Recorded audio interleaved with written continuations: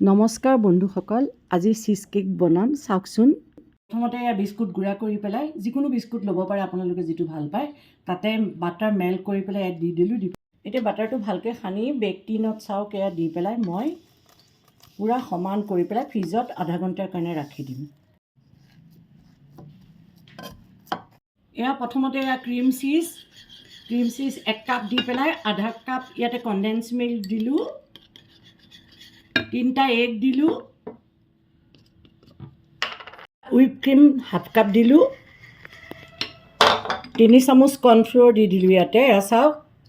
আৰু এতিয়া ইয়াতে 3 ড্ৰপছ ভেনিলা এক্সট্ৰেক্ট দি পেলাই এইখিনি ভালকৈ মিক্স কৰি পেলাই স্মুথ কৰিম। চাওক এয়া চাওক বেক টিনত যে বিস্কুটখিনি দিছিলোঁ তাৰ ওপৰতে কেকৰ মিশ্ৰণখিনি এতিয়া ইয়াতে দি দিলোঁ।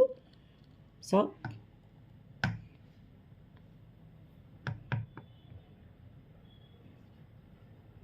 এতিয়া ইয়াতে চাওক মই ফইল পেপাৰ দি এইটো ঢাকি দিম।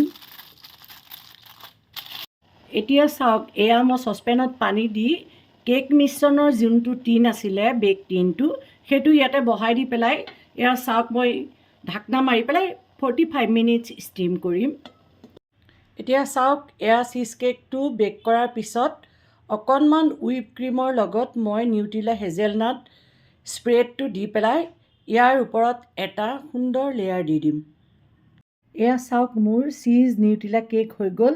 আপোনালোকৰ যদি ৰেচিপিটো ভাল লাগে তেন্তে মোক লাইক, শ্বেয়াৰ আৰু ছাবস্ক্ৰাইব কৰি দিব।